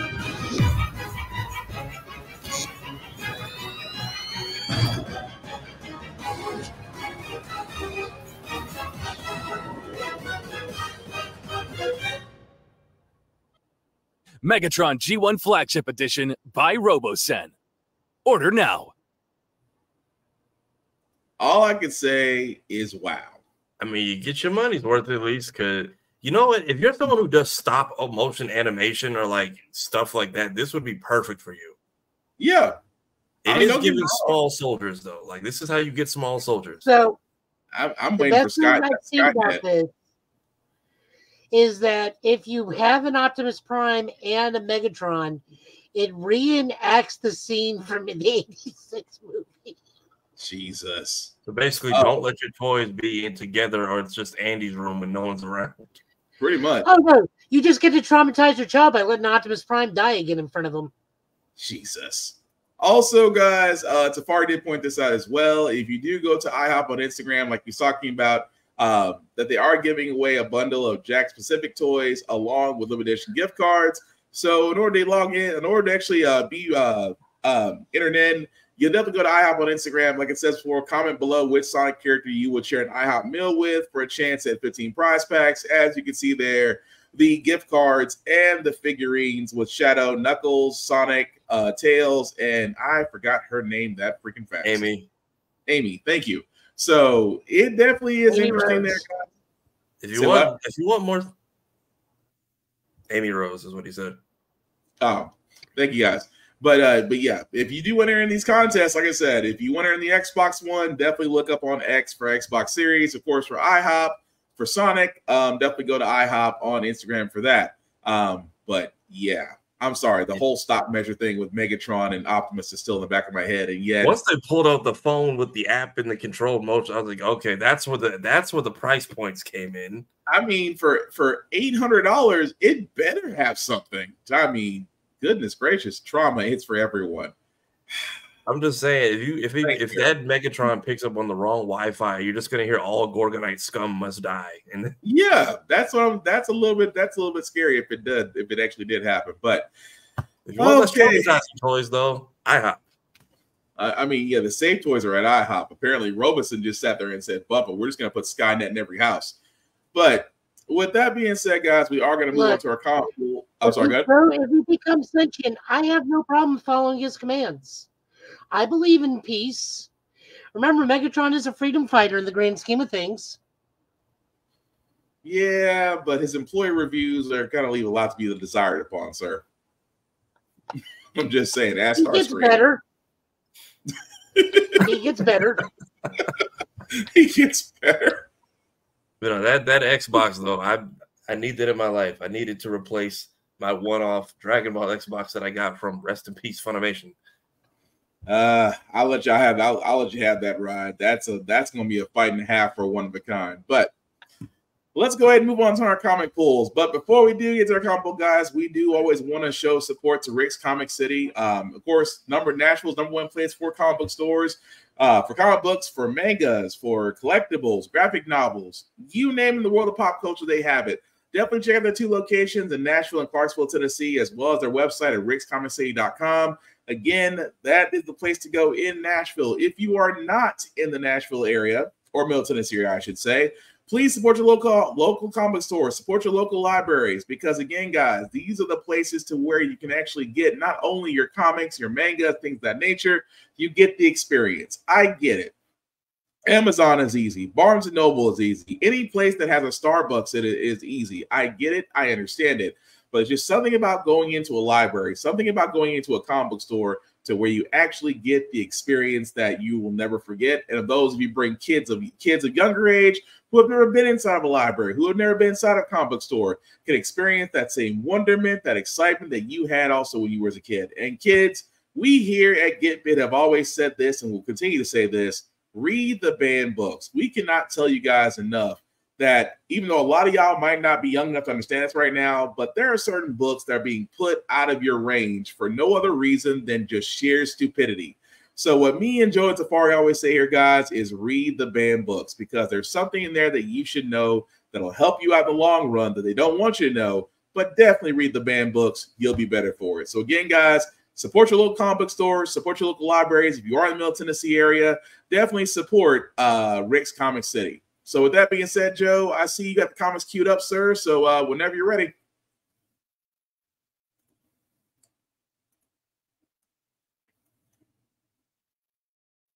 And you're muted, sir.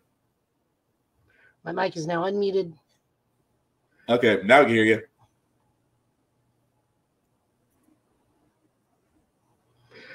This is Action Comics 1064. This is written by Josh Williamson. Drawn by Rafael Sandoval with colors by Alejandro Sanchez. This is the start of the big Superman plot that's going to be going until absolute power takes over with the House of Brainiac, where Brainiac just decides, hallelujah, it's raining Lobos, and then Superman has to find Lobo, and Superman literally, like, very comes close to killing Lobo. Lobo's like, okay, whoa, what's going on? It's like, why is all of you coming down? It's like, there's no clones of me outside of Crutch, and I don't want her a part of my life. What are you talking about? And then he's like, oh, it's this dude. This is the dude I modeled myself after I had nuked my entire planet. He survived. Okay, so we're going to need to get off Earth, but because of Green Lantern, Earth is now quarantined from the rest of the galaxy. So what do? They get space motorbikes to break the quarantine, meaning Superman has a space motorbike to match Lobo's now. Mm-hmm. No, that's pretty much it. But it was still a good issue, though. The fact that they're trying to use Lobo's race with Brainiac, which is actually setting up for the next event. But no, it was a good issue. And Lobo I just like that Superman nearly kills Lobo. Yeah. He grows back from like any piece of him that gets cut off, right? Yeah. That's his ability. Lobo literally can't die. But he can't apparently be beaten to death because he was telling Superman, back off. I haven't done anything. Pretty much. But yeah, it was a good issue though. We are moving on over to I loved it to death. Moving on over to Wonder Woman number 8. This is written by Tom King, drawn by Dan Sampere with colors by Tomo Mori. So the king of the president of the United States, I think that's his name. Sovereign, yeah. Has Wonder Woman trapped. The sovereign of the United States has Wonder Woman trapped after her gigantic colossal match with all of her villains that she lets live on a constant basis. Although for Diana, that's a choice she actively chooses. It's not like Bruce, like, they'll rehabilitate. No, kill the Joker. You'll save more lives. But anyways, so he traps her in what is the biggest lie she's ever lived, where she is a 1950s housewife to Steve Trevor. And then eventually she really dislikes this and breaks loose, and it does not go well for that poor old man. How can I put this ever so nicely? This was probably for the better part of this issue. I didn't like it. I mean, I kind of felt like they kind of pulled a Batman animated series with the Mad Hatter kind of giving Batman the life of Bruce Wayne, and Bruce thinking the whole entire time Mad Hatter has figured out his identity, and it just didn't gel right to me. I mean, don't get me wrong, near the end, you're right, she does eventually break it and, has the Sovereign by the neck, but really for a lot of the direction it went for this issue, it might not have been for me, but I couldn't get with it. I tried, I couldn't. That was the point of it. It's supposed to make you uncomfortable because the Sovereign's using quotes from the Bible to keep Wonder Woman in this this reality she doesn't want to be in. Yeah, but it's how can I put this so nicely? It was almost predictable that the Sovereign would try to get an Amazon to submit. It's almost like wise. You only can do so much. But it could have been a different direction, though. I mean, that's just me. Like I said, I know this is probably going to be the one issue that's going to happen. That's probably going to be split among Wonder Womans. Don't get me wrong. The entire run of Wonder Woman so far has been great. This has just probably been the one issue I just couldn't get behind. But I know some people on the other side are going to be like, well, this was great. It may not have been for you, but the whole idea was supposed to be unsettling just because, again, you're getting an Amazon to submit to 1950 standards. At the same time, she's literally fighting herself. So I get that part. It just wasn't for me. Here's how I looked at it. It's Diana has always been about her freedom. Is why she refuses to marry Steve Trevor. Yeah. So the one thing that is the direct opposition of her is not even subjugation, just being married, being a dutiful housewife, not wanting I don't want to sound derogatory because I love this series, basically making her Mrs. Cunningham. Mm-hmm. Yeah, I mean, that's the point I'm getting at. I mean, I get what they're trying to go with that. Because, in her mind, I hate to say it, in her mind, it's like marriage is prison. I mean, the way she looks at it, like, yep. I can't be exactly what you want, so she sees it as a literal prison. I get that part. But yeah, it just, like I said. Also, the Trinity comic in the background was wonderful, where she goes to the samurai planet and fights. That was it. Basically, Rurouni Kenshin. I was like, this girl's going to screw up history. This girl's really going to screw up history. But no, but the side story was pretty cool too. Moving on over. Yep. Moving on over. Ultimate Spider-Man #4, written by Jonathan Hickman with guest star by David Mensa, colors by Matthew Wilson. Oh my God, I love this issue so much. We get to have a sit down with Mary Jane, Peter, Harry, and Harry's wife, Gwen Stacy. Mm-hmm. And it's just a big dialogue dump, but it needs to be said, especially the ending parts where I love that Mary Jane immediately misconstrues one of their questions as a request if she and Pete want to swing with Gwen Harry. And like, no, God, no. We mean this. Oh, that's why you need Peter. By all means, please. Me and Peter. By all means, please. Yes, we'll be happy to help you. Weirdest dinner date ever. That is by far the weirdest dinner date ever. Harry brings up one of the best points. It's like, have you told Mary Jane about you being you? It's like, no. If I do, people will come after her. It's like, you've told Gwen. It's like, yeah, I tell her everything because there is nothing about your other life that's gonna make you. What did he say? You can't insulate people from your other life and expect them to be safe. Yeah. They've got to know so they know what to watch out for. I mean, that's always been Peter. Peter has always held his identity close to the vest. And even in Ultimate Spider-Man, as he basically regains his role, it's like, yeah, my daughter found out by accident, but I can't tell Mary Jane. How's that gonna go? But I mean, I see what Harry was talking about, though. But Harry still being Green Goblin as a force for good is still mystifying me. It still mystifies me. The fact that his wife is Gwen Stacy is hilarious to me, but I love this book so much because Harry's also the one to tell Peter's like, look, dude, with great power comes great responsibility. Wasn't Uncle Ben?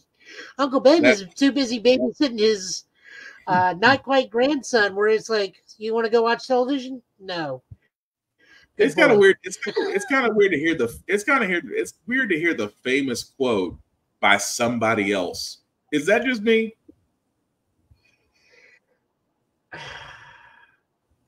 I understand why you say that, but that's because we only get like maybe a few pages with kindly old Uncle Ben. Yeah. Where this is the Uncle Ben who's been alive since like forever. So we don't see an uncle through the eyes of a 16-year-old. We see the uncle through the eyes of a 30-year-old. We're just like, God damn it. I gotta make a paper with Jonah. That's fair. It's just the more I thought about that, just to hear Osborn say that iconic line, it just like it feels weird because all I hear is William Dafoe's voice. I mean, Tom Holland gave us like his own remix version of it in Civil War. Right. That's the thing about it. It's like every time I hear it, it's like this was my problem during the entire read of this comic. That every time Harry talked, I heard William Dafoe's voice. And don't get me wrong, I loved him. Loved him as Osborn, loved him as Green Goblin. I cannot separate the voice from the character to save my life right now. You should, considering the voice you should be hearing is James Franco. I should. James Franco is Harry, not Norman.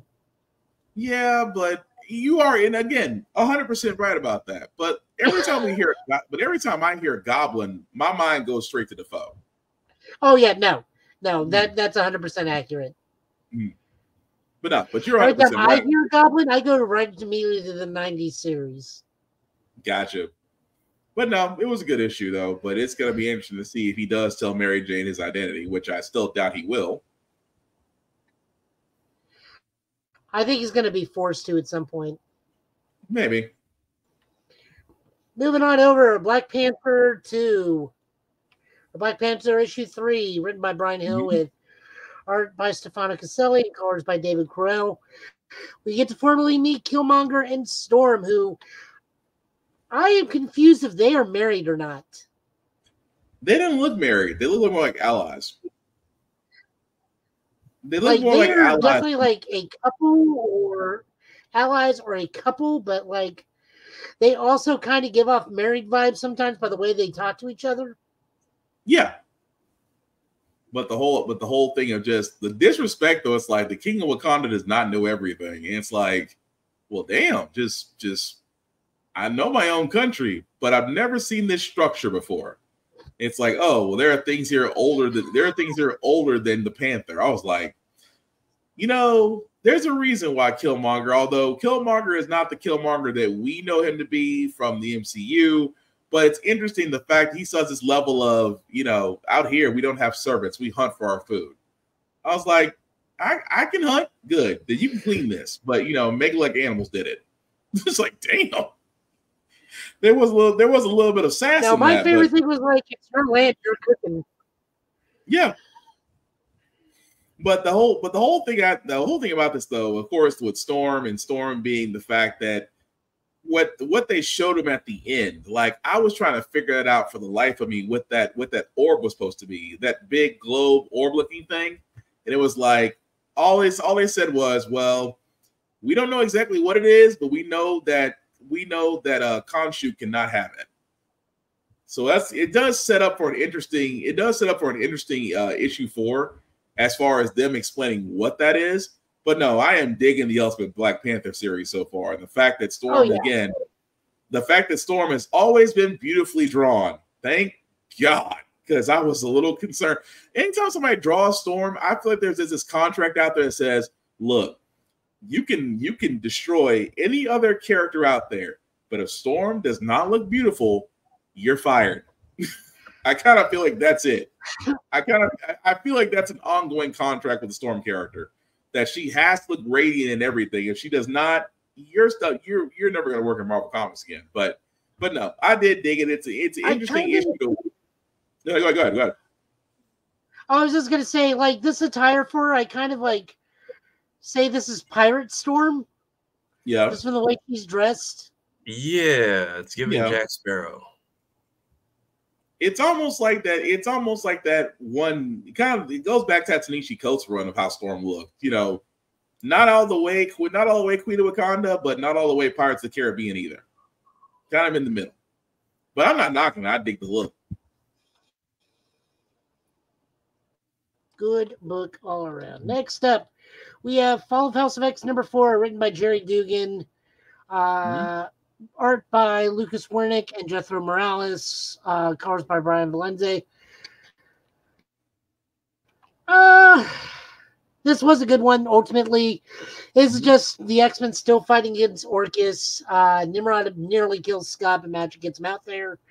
And Charles has finally turned himself over to Orcus to play bargain. It's like, look, I know what your end game is. You want us out of the way, so that way the humans are easier to kill. Why don't you leave us alone? Kill the humans. All we need, and it's been proven, is an island. And we'll get back on the mutants will get back on our island, float away, and you'll never hear from us again. Meanwhile, he's like contacting Scott, tries to contact him. It's like, Charles is getting ready to fuck us over already. And you can't blame Scott. I'm sorry. Nope. You can't blame Scott because Scott's like, we listened to you the first time and you got most of us killed, and now you're expecting us to listen to you again? He said, forget you. And then he's on, and you use the mansion to bring me back to my childhood. I'm surprised he didn't blast him on sight, honestly. I know it's a mental teleportation of it all, but I'm like, you still could blast and let him know that he's not wanted. The whole idea that Charles is sitting there and he's going, I have to save my kids, but you still want to go the pacifist route. Literally, the most strongest telepath. You could end the war right now, but choose not to. This is why I say Charles is not a pacifist. But I'm sorry, I'm going on a rant. I'm sorry, Joe. Go ahead. Charles dreams differently than the rest of us. We'll just put it that way. Pretty much. Now, it's a good book. This continues to set up everything. I enjoyed it. Moving right along, we got Fall of the House of X #2. This is written by Kieran Gillen with Luca Maresca doing art and Federico Blee doing colors.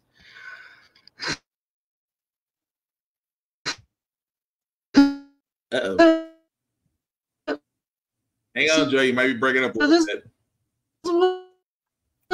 What's going on in the White Hot Room with everything? That's why it freaked out on me. Charles put Rachel in the White Hot Room to reactivate the Phoenix. They are also getting ready to do a funeral pyre in the White Hot Room for Jean, because if Jean dies, the Phoenix absolutely gets waken up and then does. But Jean's like, the Phoenix is a little weirded out and frightened right now. Maybe we need to hold on just a moment. Meanwhile, Apocalypse is carrying around the literal corpse of Krakoa just to get it back onto the island to rejuvenate everything. This is everywhere, but this is still a good book because Kieran Gillen just amazing work. Although, Apocalypse basically feeding mutant blood to a dying Krakoa tree was a little weird.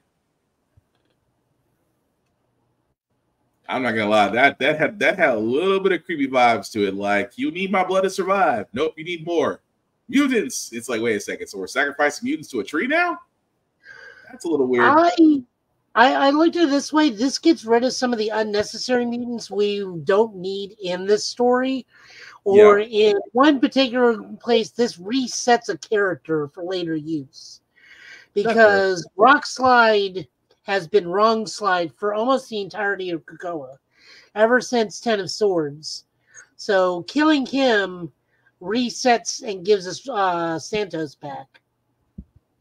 I'm sorry, it just remind me of that line in the issue. He's like, Rockslide is just like, Rockslide has always been wrong. It's like, damn. So the best thing you can do is be sacrificed. Messed up, but yeah, it's messed up, but I get it. hang on. The control tree is Audrey too? Pretty much. Really, it is. It's being forced. It is, but it's not one of those like asking for it. It's Apocalypse knows old magic, so he knows what needs to be done to keep it alive. Yeah. Still though, weird. Moving right over, we got Miles Morales issue 19 or issue 301. This is where this is just a giant final boss fight issue, and this was gorgeous to look at and wonderful to read. Especially where the panels are entirely black and white because Miles is blinded by a flash bomb. I'm like, of all the things you could hit with a solar flare, you got hit by a solar flare and still was fighting on instinct. I'll give him that, but I was surprised because I kept on thinking the entire time the only way you're going to be able to stop Rabble is you pretty much got to you have to end her, and yet in true Spider-Man fashion, he does find a way. Although he gets beat the crap out of it, his clone brother literally gets knocked out. At the same time, I'm not gonna say Miles needs to brush up on his fighting skills, but I'm like, dude, how did you go from dodging everything to like getting hit by everything? Is my question. But it was still a good issue. I will say this: it's still a good issue, especially the fact that near the end he had to introduce Shift to the rest of his family, and the mom was like, the dad was very calm. The mom was in shock. To sit there and see a clone, a larger clone of your son, and he's like, oh, okay. Mom's like, I need a drink. But it was an interesting closure to it, to this current story. Although I think the only person they didn't get was what's her face, Gal. So I think Gal was still out in the loose, but no, it was a good issue though. I like how everybody in this issue was remorseful for their actions as they're being controlled by Rebel, except for Taskmaster's like, I'm just here for the paycheck. I don't care how you use my body. Well, I mean, Taskmaster's always been honest. He's like, I'm just here because I was paid, and now I'm leaving. But like, I love that the majority of Spider-Man villains cannot stand Peter Parker, but like, you got the Scorpion telling Miles, "You're okay, kid." Yeah. The Rhino going, "You're okay, kid." Like, they legitimately respect and care about Miles, which tells me to a degree, Miles may be better at this than Peter a lot of the times. I mean, when you sit there and have the Scorpion say, "Dang, I have another IOU to that brat." He's like, as Matt is telling Prowler, it's like, "Dang it, that run another IOU for saving my life." Does that mean you gotta go straight? Don't push it. Damn. This is the whole. But you got a point though. It's almost like all the rogues do have a lot more respect for Miles than they do Peter, which is kind of saying a lot. I think it's because Miles doesn't trash talk them as much as Peter. He's just like, look, I need you to do good. I don't want to do this. True, but what's a Spider-Man without a one-liner? I mean, that's kind of what he's known for. Miles Morales? I mean, that's true. I mean, without the one-liners, you are just Miles Morales. I mean, there has to be a trade-off. You get exceptional one-liners or invisibility and venom strikes. Either one. Yep. So, by the way, this is written by Cody Ziegler with art by Federico Blee and colors by Brian Valencia. So, next up for Miles, we get Blood Hunt. Yep, vampires. Moving on over, we get Cobra Commander. This is number 4. This is written by Joshua Williamson with art by Andrea Molina and colors by Annalisa Leone. Cobra Commander's fight with the Dreadnoughts comes to a close. He finds what he's after, and then the Nemesis, which is the dude that's been guarded, it's like, mission complete. Now it's time for mission 2. We don't need you. Pretty much. He's like, we found the scientist. And then, of course, at the end of it. No, go ahead. And then, of course, at the end of it, one of the drones like, if you spare us, we'll take you to somebody that'll give you an army. His name's Destro. Mm-hmm. The Cobra Commander's like, go on. Yep, and then we get introduced to Mars, which is kind of funny to see Destro.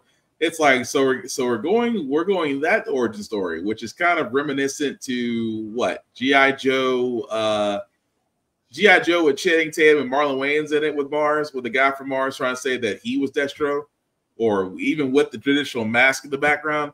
So I mean, don't get me wrong, this was also a good one. It's just the fact that, you know, we kind of saw the betrayal coming the moment it's like you found what we needed, so we don't need you in Cobra Law anymore. And yet at the same time, Cobra Commander pulls an Iron Man. I'll give him that. How in the world do you sit there and basically have a pulse reactor ready to go at the same time? It's like, okay, you didn't think I was prepared for this? But it does make sense. He is him winding up with Destro does eventually set up the private army, which again on the Duke side, which once we get back to that issue, makes me wonder where Duke is going to wind up at. But no, Cobra Commander this week was definitely good. I think my favorite part of this one was the fact that he, for all intents and purposes, he made infant Insecticons for like a hot second. I mean, hey, if you're gonna have a plan B, you might as well have a plan B that puts down a flapping vampire. What'd you get? And then we finish out the night with Mighty Morphin Power Rangers 119, part of the Darkest Hour storyline. This is written by Melissa Flores with illustrations by Simona D. Galifants and Mark Arena. Colors by Raul Anglo with assistance by Jose Enrique Fernandez. So this is going to be almost a Key and Peele joke here in a moment, so my apologies.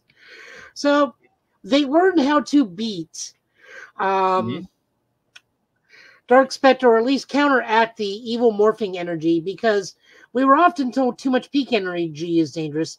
How about too much white power? Which is exactly what they do. So they spread out the white tiger coin ability to everybody, to where everybody is a hybridized color/white ranger to ward off his effects or counter his effects. That's pretty much the issue this time around, but it's just one of those, like, it's a lot of white Power Ranger power going on around there. It's just funny that my mind goes back to that joke. It just, what Ranger are you? Don't worry about it. I mean, but you can say it. No, we're good. We're good. Let's keep it going. What was it? It was the Falcons episode or Falcons skit. Yeah, the Falcons skit where he wanted to sit there and say it. It was like, no, we can keep going. No, seriously, you can say it. No, I can't. You can't say it. Really? He's red. He's red. Really? I'm red. She's yellow. She's pink. He's blue. He's black. You can't say it. Nope. I can't say it. I can't White say Falcon? it. Nope. Come in, White Falcon. Yeah. He's like, you can say White Falcon. He's like, nope, can't say it. Nope, I'm good. But no, it did remind me of that when I was reading this issue, though. It really did. My mind immediately went like, well, this is a Key and Peele sketch almost immediately. To be fair, the upgrade design, the hybridization of White Ranger powers into the other suit powers looked really cool. My question is, does everybody get like their own little multicolored Saba? How does this work? Do we only get like the shield and the helmet upgrade? If we listen gently on the wind, do we hear Shadow screaming? Because once again, his fanfic has to be rewritten entirely. Oh, Shadow's probably got a clenched fist somewhere in J. Jonah Jameson style. You know he's got a closed fist. Like, God, you already know. I think he says by now at this point He's just going to wait for the finale and then read everything. That way they can't add any more that's going to interrupt his writing process. But still, I'm reading this is like, if I listen on the wind, I can hear him scream. More than likely, yeah. But yeah, with that, Joe, I think you said that was the last one we got, right? Yep, that's it. Okay. Well, thank you, Joe, for the comic pulls. As Obi is reminding me that it's probably time to eat, but that's okay. But after we wrap this up, guys, let everybody know what they're doing. Safari, what are those supposed to be doing, sir? So, yeah, tell them Obi's feeding time. You can find me here on all platforms underneath this name. I post on Mondays because Mondays are terrible, and I try to make them suck a little bit less. Next Monday's video will be a tribute to the late Akira Toriyama because getting cards professionally graded takes a long time for those who don't know. Also ordering collectibles from overseas. Outside of that, I have a Helldivers skit out right now that's pretty funny. If you're into the lore, feel free to go fight for democracy. Other than that, I do the editing for the Blurred's Eye View podcast, so please come check us out live Tuesdays and Thursdays, or check out the highlights I upload Mondays, Wednesdays, and Fridays.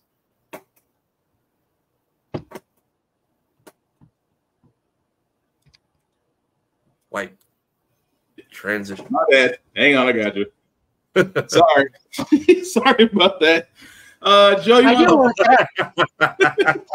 had to grab a bottle. Sorry about that. Obi is the producer unofficially. Obi is the unofficial producer, exactly. But Joe, you want to tell folks what you're doing, sir? Tomorrow I will be in Murfreesboro for the Thai Lao Food Festival. There is also a mini anime convention going on at the Clarion in Murfreesboro tomorrow. Go see the other Ghostbusters. I will be there. I will not be there because I do not want to eat Thai food and then be in a Ghostbusters uniform. I am not that quick. Plus, I've never had Laotian food, so I don't know how well that's going to go. But I am going to go have fun over at that food festival. So I will be there. Next week is Free Comic Book Day. Yes. Go make your children forcibly teach them to read through the wonders of comics. I was like, man, it's going to be May already? Yeah. 4th, next week. Yes. Okay, cool. Nice. I will not be in a costume this year because it's too hot and I'm getting too old to be in uniform for any of these things. Nice. I also got a Star Wars themed wedding, let me rephrase that. A very heavily Star Wars themed wedding, which I have been expressly forbade from showing up in the Lower Decks officer's uniform.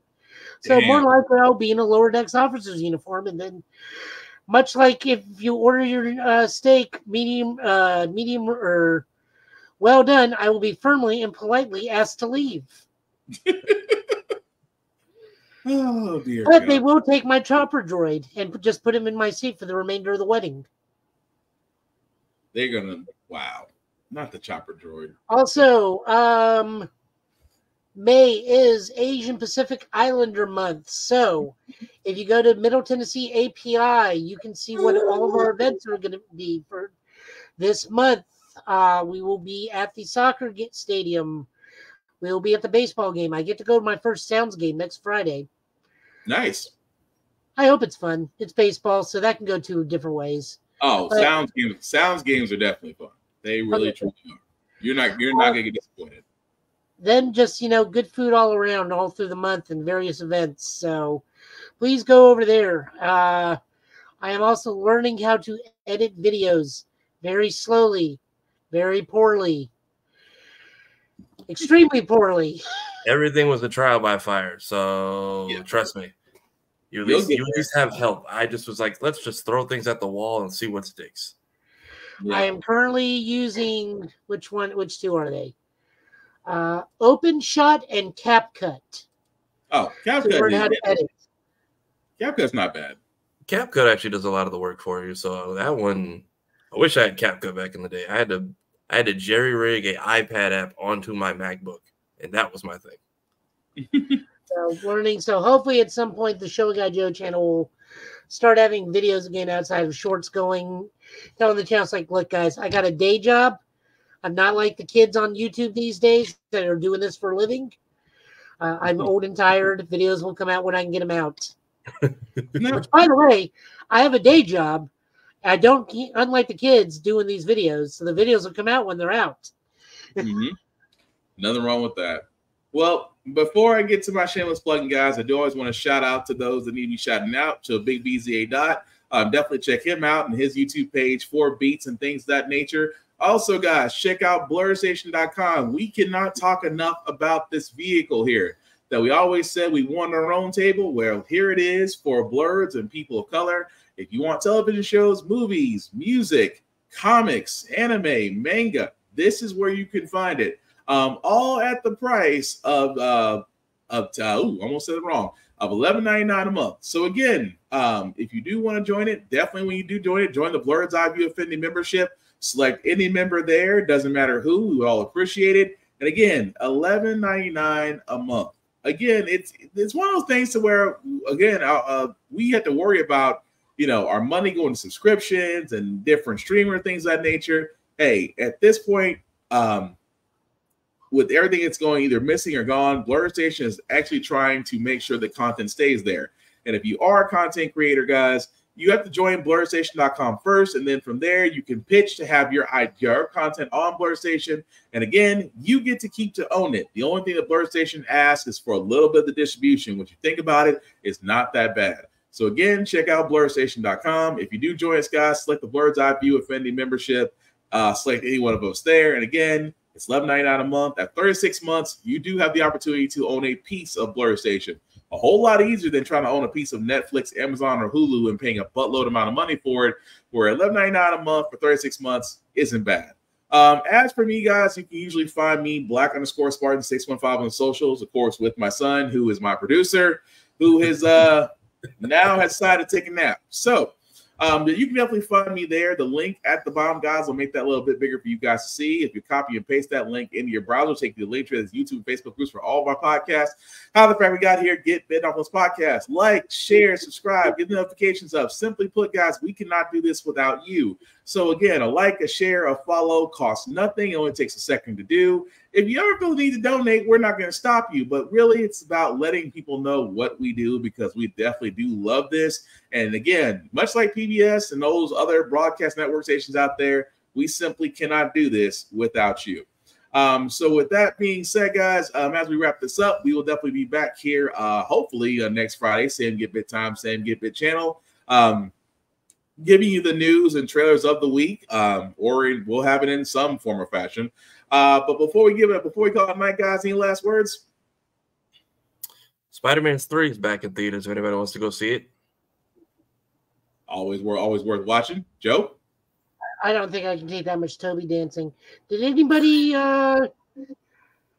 whoever's been keeping up with Oblivion Battery, you do get to see Studio Mappa recreate Goku going Super Saiyan in full glorious fluid animation. There's actually a whole comedy skit where one dude just straight transforms into Goku and then does the whole Super Saiyan transformation sequence. Nice. Well, with that being said, guys, last thing we'll say, Studio Mappa, so you know it's going to look gorgeous. Oh yeah, absolutely. But the last thing we'll say about Give It Podcast, guys, we are all about sharing fandoms. We love them, we support them, we debate them, we argue them. The last thing we want to do is be toxic gatekeepers or simply put down people whose tastes are different than ours. Simply put, guys, there is a reason why we encourage folks to get into cons, to get into comics, mangas, video games, things of that nature, because we want more cohesion, more collaboration. Simply put, accept everybody's choices, discuss it without actually being hateful about it, and above all else, don't be a dick. That being said, guys, that's going to do it for this podcast tonight. I've been Will. He's been Joe. He's been Tafari. We'll catch you guys on the flip side. Take care of yourselves and each other. We'll all get through this. Peace. Who knew Knuckles was